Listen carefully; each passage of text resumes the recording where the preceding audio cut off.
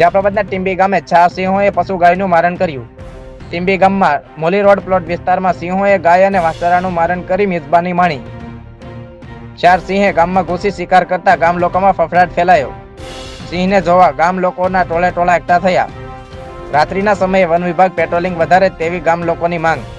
Saurashtra bureau chief Junaid Mansuri.